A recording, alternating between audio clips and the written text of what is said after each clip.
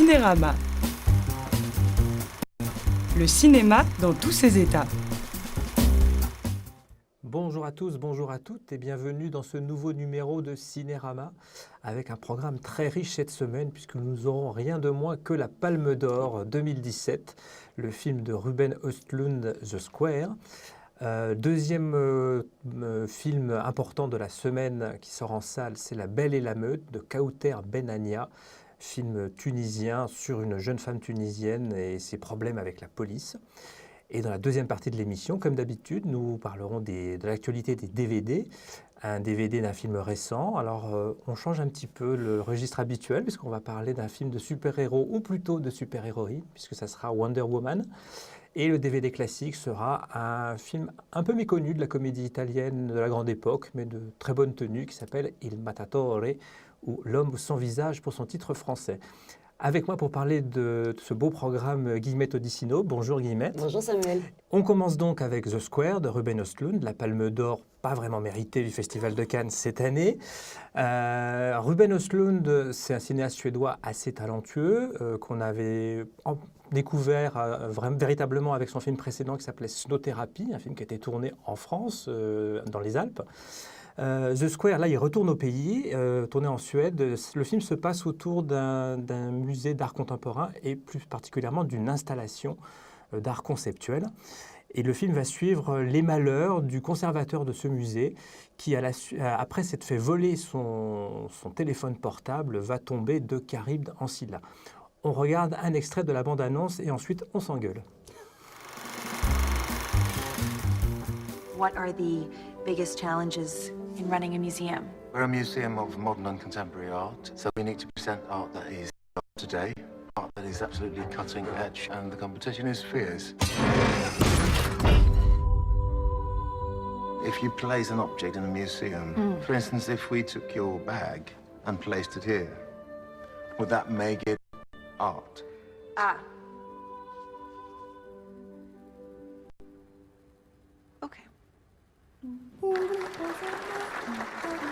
Her til efteråret præsenterer vi den argentinske kunstner og sociolog Lola Arias og hendes udstilling, som hedder The Square. Vi kan ikke som museum lade os skræmme af udtryk, der overskrider grænser. Det kan vi ikke gøre.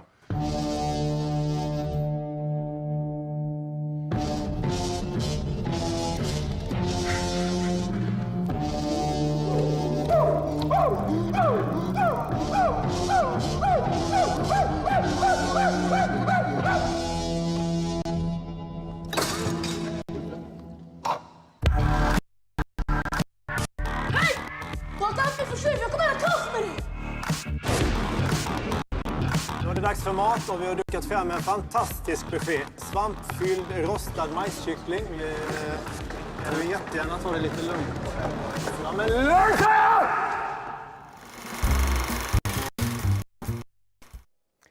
Alors Guillemette, alors moi je vais dire tout de suite, moi franchement le film ne m'a pas du tout plu. Je trouve ça trop long, je trouve ça assez poseur. Toi par contre, tu as été assez sensible à ça à Cannes. Oui, alors étrangement, je pense que, en dehors des défauts qu'on peut lui trouver, on va en parler, mais je pense qu'aussi cette palme est victime du fait que tout le monde s'attendait à ce que Robin Campillo ait la palme pour 120 battements par minute. Donc je pense que ça a aussi aiguisé l'agacement envers ce film qui est de toute façon allergisant et fait pour l'être. C'est un cinéaste qui cherche, enfin il est assez ambigu là-dessus parce qu'il fait quand même beaucoup pour plaire parce que c'est un cinéma assez... assez roublard. Oui, et puis, c'est vrai. Et il dit des choses pas très agréables. Ça, je te rejoins là-dessus. C'est un cinéaste qui nous balance à la figure des choses, disons, pour aller... Alors, justement, pour aller vite, c'est difficile à dire, parce que c'est un film où il y a énormément de choses dedans. On pourrait presque dire en soi que le film est une installation qui parle de notre confort moderne, du fait que nous sommes tous, à un certain niveau, mais cultivés, et que la bonne culture et les bons sentiments, nous allons les voir au musée.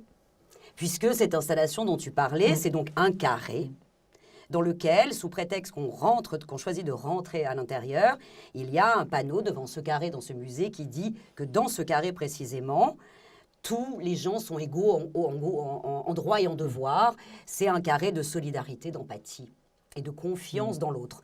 Et tout le film va après nous développer évidemment le contraire. Surtout vis-à-vis du personnage Vis-à-vis principal. du personnage principal, qui est un conservateur, qui représente, un conservateur de musée, qui représente la culture un peu branchée, une haute idée de lui-même, une haute idée de l'intellectualisme, etc. Et qui, sous prétexte qu'il est victime lui-même d'une mise en scène, c'est-à-dire on lui pique son portefeuille, mais après lui avoir fait croire qu'il était généreux. Sauver quelqu'un, voilà, absolument. Et donc, sur cette déception, il va vouloir, lui aussi, jouer au plus malin, ce qui va entraîner des conséquences, en fait, humaines auxquelles il ne s'attendait pas. Et ça va lui ouvrir une petite part d'humanité. Ah, toute petite, alors, hein. Ah, mais si, parce que le film va quand même dans le sens, en gros, que le carré, ce n'est pas simplement une installation dans un musée, mais que le carré, c'est la vie, à condition qu'on accepte certaines conséquences et qu'on accepte d'adresser la parole à un plus petit que soi, et c'est le cas de le dire, puisque c'est un enfant qui va être un peu le déclic humaniste de ce conservateur. Alors, tu as très bien expliqué le film et son propos. Le problème, c'est que Ruben Östlund, dans le film, lui, il explique ça de manière beaucoup plus lourde et beaucoup trop lente, à mon goût. J'ai plus de talent qu'une palme d'or. Écoutez, j'en suis tout à fait fort aise. Moi, je trouve pas ça lourd. Je trouve que c'est assez violent, que c'est insistant, qu'il y a un sens de la longueur des plans. Alors, effectivement, qui nous met dans un embarras. Parce qu'il interroge aussi la notion de gêne et de honte. Le problème, c'est qu'effectivement, c'est que je vois bien l'esprit du film et son parti pris de mise en scène de pousser les plans à la limite. Le seul problème, c'est qu'au début, pendant quelques minutes, ce système-là est effectivement assez malaisant et très dérangeant, ce qui est une qualité. C'est qu'au bout d'un moment, c'est plus de l'embarras, on en a marre. Et là, c'est de l'ennui, quoi. Et là, moi, je trouve qu'il rate un peu ses effets. Ah oui, alors... surtout dans la deuxième partie, c'est-à-dire la première heure, moi je trouve j'aime pas beaucoup ce que ça raconte, mais je reconnais le brillant de la forme. On est beaucoup dans la suggestion, et là ça marche vraiment très fort, quoi. Le seul problème, c'est que pendant l'1h30 qui reste, parce que ça fait quand même 2h30 cette affaire, hein, il répète les mêmes choses. Et là, cette fois-ci, en surlignant, soulignant, enfin voilà, sans arrêt, 2 fois, 3 fois, 4 fois.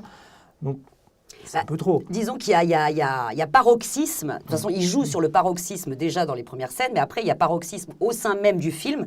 C'est-à-dire que tout ce qu'il avait sous-entendu de manière grinçante, effectivement un peu plus allégorique, finit. Alors, c'est la scène, de toute façon, qui pose problème à tout le monde, parce que tout le monde la trouve ou trop longue, ou pour ma part, moi, je la trouve géniale, mais finit par en fait une scène qui résume à peu près tout son film, qui en fait interroge le rapport entre la nature et la culture, c'est-à-dire comment la sauvagerie et la brutalité d'un homme, disons, primitif, pour aller vite, peut totalement laisser paralyser de peur et de honte et de lâcheté un grand groupe d'intello bontins et de financiers de musées, etc. Oui. Et là, effectivement, la scène est très, très longue, très violente. On se sent extrêmement mal à l'aise, mais ce n'est que le bout de son exposé. Et moi, je trouve que, c'est...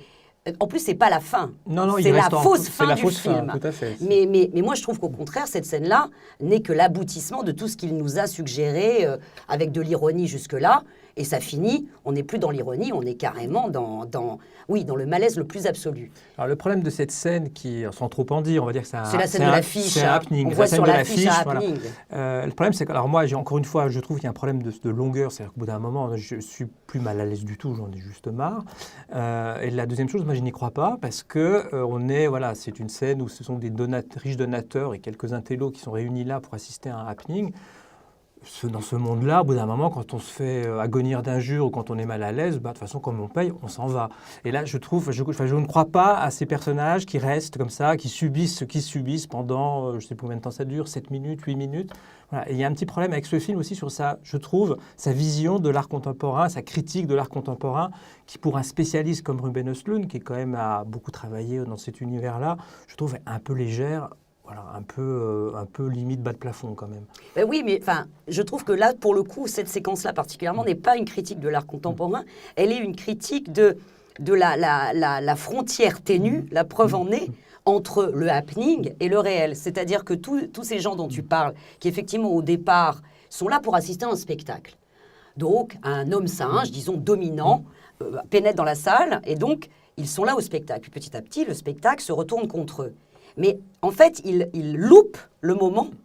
Il loupe le moment où ça devient vraiment violent pour eux. Et du coup, de la contemplation de la sauvagerie tel un spectacle, ils passent au fait d'être victimes de cette sauvagerie. Mais ils n'ont pas compris à quel moment ça basculait. Et il se retrouve totalement paralysé. Et moi, je trouve ça très intéressant parce que ça interroge pour le coup l'art contemporain, finalement de manière assez profonde. C'est à quel moment l'art contemporain est juste une petite provocation qui ne nous met pas mal à l'aise, et à quel moment l'art contemporain peut vraiment nous mettre mal à l'aise.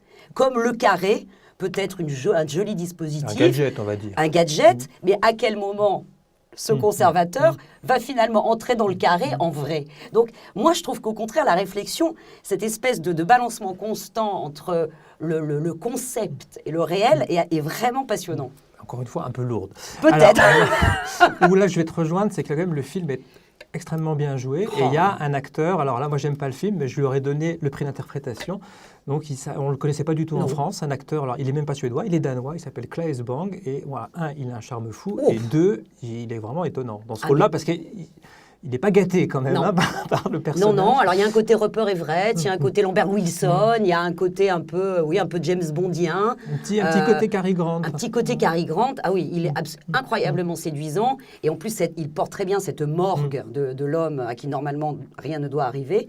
Il y a Elisabeth Moss dans un second rôle extraordinaire, donc l'héroïne de série. Et une scène, alors là pour le coup, là c'est la scène, là, je trouve où là le timing il est bon, c'est-à-dire là elle est longue, elle est malaisante, mais jusqu'au bout, mais elle est tellement drôle. On va pas trop la raconter, juste dire que c'est une histoire de capote usagée et ce qu'on peut en faire. Là pour le coup, voilà. Oui, et à quel point ça représente à un moment le pouvoir masculin. C'est très d'actualité. C'est très d'actualité. Okay.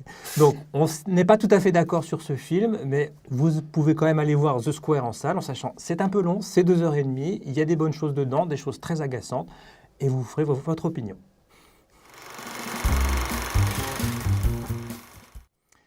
Alors, on change complètement d'univers. Un autre film qui était présenté à Cannes cette année, c'était pas en compétition, c'était Un certain regard. Deuxième film d'une réalisatrice tunisienne qui s'appelle Kauter Benania, ça s'appelle La Belle et la Meute. Et c'est un film sur le principe quasiment du temps réel ou pas loin. Ça se déroule le temps d'une nuit de cauchemar pour une jeune femme qui est en boîte de nuit, qui passe une très bonne soirée. Nous sommes à Tunis. Et puis elle sort de la boîte de nuit à un moment et on la retrouve dans le plan suivant. Elle a été violée et donc elle va essayer pendant toute la nuit de porter plainte, de se faire examiner par un médecin parce qu'elle a besoin d'être examinée pour pouvoir porter plainte. Et elle va d'humiliation en humiliation. Et comment va-t-elle supporter cette nuit? Je vous en laisse voir un extrait de la bande-annonce. مريم الشيوش 21 سنة كنا في سهرية عملتها الجامعة في اوتيل مش مشيت لازم اتقابل طبيب ايش عنده هيك؟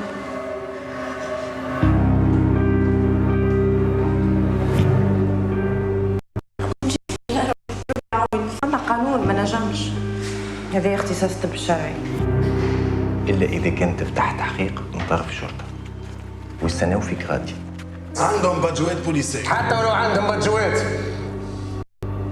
نمشي روح بدل حوايجك عملتوش رتح روحك. Alors Guillemette, là je crois qu'on sera un petit peu plus d'accord sur La Belle et la Meute. Oui. C'est vraiment très bien. C'est vraiment étonnant. C'est étonnant à tous les points. Bon, il faut juste aussi rappeler rapidement que c'est donc inspiré de faits réels. C'est cette jeune Tunisienne en 2012, juste après la Révolution, qui, après, ça a provoqué, heureusement, plein d'autres... On est dans l'actualité, hein, ça sent l'actualité, qui avait après provoqué d'autres jeunes femmes qui avaient eu le courage, elles aussi, de porter plainte, etc., parce qu'elles avaient eu le courage de porter plainte, et ces agresseurs, qui étaient des policiers, avaient écopé de 15 ans de prison. C'était une première en Tunisie. Et donc, vraiment, c'est un thriller. On est constamment... Elle s'appelle Mariam, l'héroïne. Elle a quoi, 20 ans, 18 ans. Formidablement interprétée par Mariam Al-Ferjani. Oui, formidable. Donc, mais l'héroïne s'appelle aussi Mariam. Et la cinéaste là, lui colle au basque, là. C'est en 9 plans séquences, dans 9 décors administratifs, tout aussi inhospitaliers les uns que les autres. L'hôpital, la police, etc. D'ailleurs, tu as rencontré Kauter Benania pour parler de sa mise en scène. Et notamment, elle nous parle, dans un extrait de l'interview que vous pouvez retrouver en intégralité sur telerama.fr, elle nous parle dans cet extrait justement du principe des plans séquences sur lequel est conçue La Belle et la Meute. La forme est très importante pour moi et en général, je questionne ce que je raconte pour savoir sous quelle forme je vais raconter mon histoire. Il se trouve que c'est une nuit, c'est un tunnel où il y a des étapes, comme ça un compte à rebours. Donc je me suis dit la forme la plus adéquate, c'est une forme où on sent vraiment le moment, le temps réel de ce qui se passe. Donc pour ça, il y a le plan séquence qui est dans le langage cinématographique extrêmement important pour donner cette impression et pour donner cet accès privilégié au spectateur. Et thriller, bien sûr, parce que moi je voulais pas faire un film juste social comme ça. Moi j'aime bien quand il y a de la tension, il y a de l'émotion forte, et je trouve que le thriller et même le film d'horreur invoque ça. Donc j'avais besoin des codes de films de genre pour cette histoire aussi. Alors, ce principe des plans séquences, sur le papier, ça pourrait faire gadget, mais là, ça marche vraiment super bien et c'est très pensé. En fait, c'est totalement cohérent avec ce que raconte le film. Oui, oui, tout à fait. Et ça crée une tension. Et d'autant que, alors bon, on a un peu défloré le sujet, mais toute la presse en parle. Alors, et puis, vu que c'est inspiré d'un fait réel, mais quand on commence le film, elle ne sait pas par qui elle a été violée. Et en plus, elle l'apprend, disons, je sais pas, au quatrième plan séquence. Voilà. Donc en plus, à partir du moment où on sait qu'on va essayer de porter plainte contre les mêmes personnes qui prennent votre plainte, ça devient d'autant plus compliqué. Donc le thriller monte encore d'un degré de tension. Et c'est vrai qu'on tremble pour elle. Et on serre le poing pour elle. Et on assiste, c'est ça qui est très très beau, vraiment à la naissance, non seulement d'une héroïne, parce que ce pauvre petit machin là, avec plein de mecs autour, et aussi la naissance d'une conscience politique. C'est-à-dire que soudainement, c'est juste, mais elle n'est pas particulièrement courageuse, juste elle est butée. Au bout d'un moment, elle en a assez. Voilà. Elle dit juste, non, en fait, je vais continuer. Non, je n'ai pas peur. Non, je n'ai plus honte. Et ça, c'est vraiment magnifiquement filmé. C'est, une fois de plus, extrêmement d'actualité.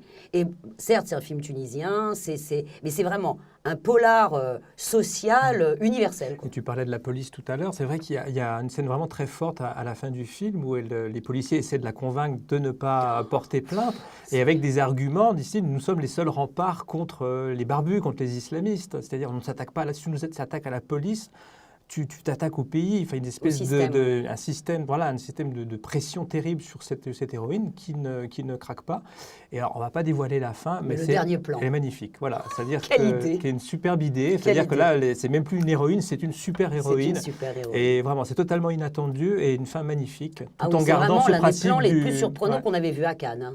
Cette fin, tout le film comme ça, mais arrive jusqu'à ce plan-là, c'est vraiment superbe. Donc vous l'aurez compris, on vous recommande chaleureusement La Belle et la Meute pour sa super-héroïne et aussi vraiment pour cette mise en scène tout en plan séquence assez virtuose.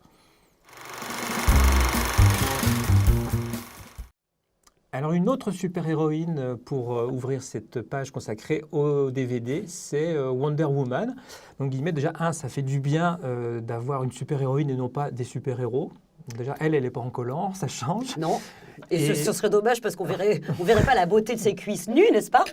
Alors Wonder Woman, pour les gens de notre génération, c'était quand même un personnage assez kitsch, il faut quand même bien l'admettre, dans la série télé du même nom des années 80 avec Linda Evans. Avec le drapeau américain moulé sur le corps. Voilà, dans un maillot de bain lycra très saillant et qui tournait toujours sur elle-même avant de sauver le monde. C'était assez ridicule, mais assez plaisant quand on avait une dizaine d'années.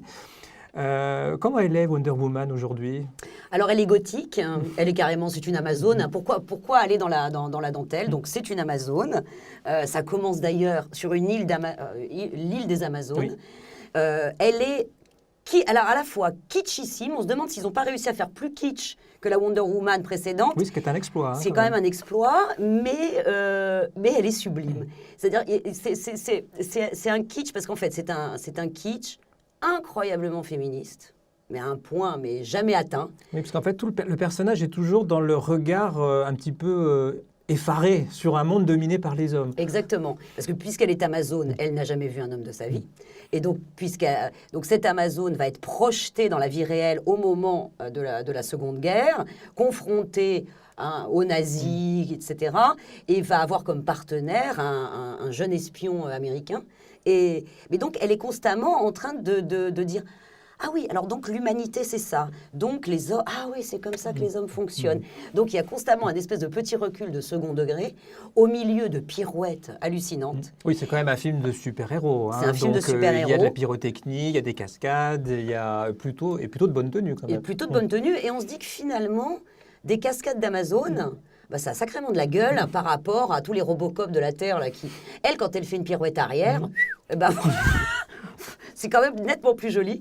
Mais, et puis, il y a beaucoup de sous-textes politiques. Derrière la kitscherie, il y a beaucoup de sous-textes politiques, beaucoup c'est une très belle allégorie, en fait, aussi de la monstruosité des camps de concentration.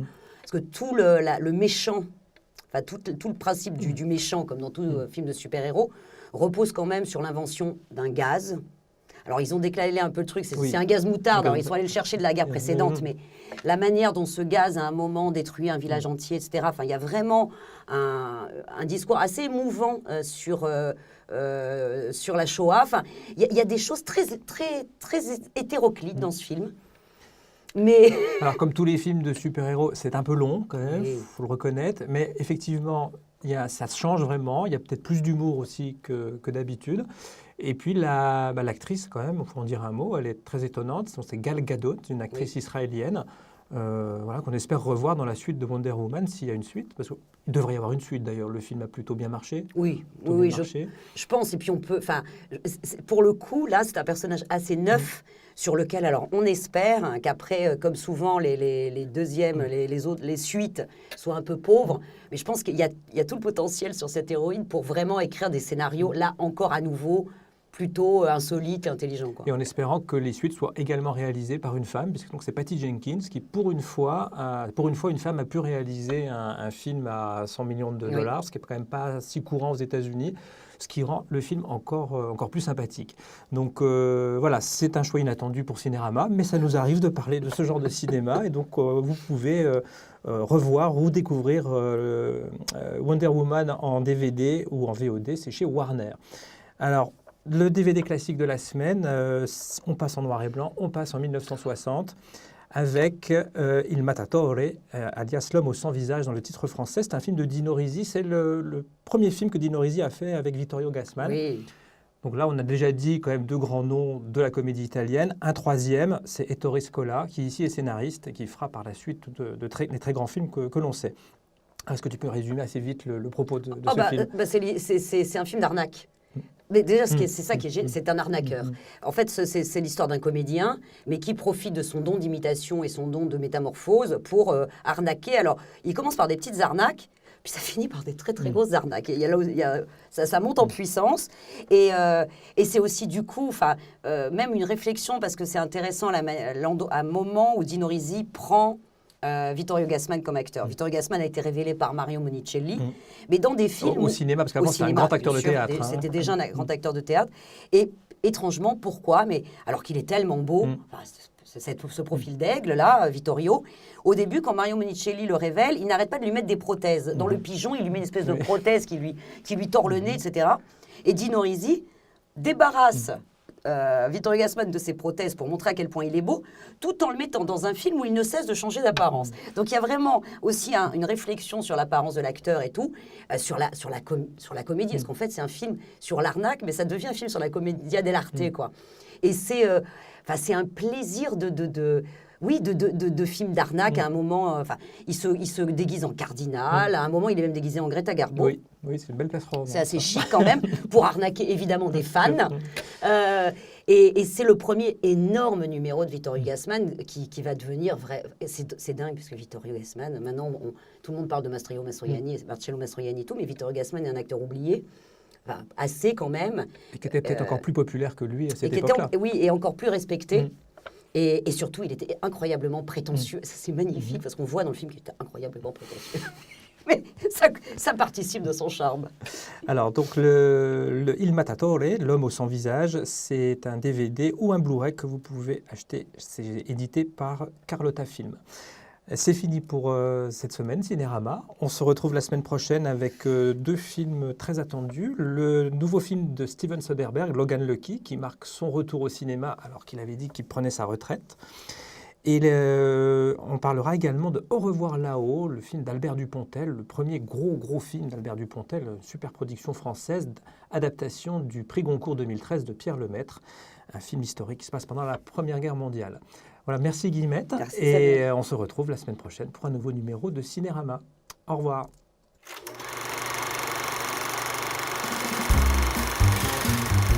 Cinérama.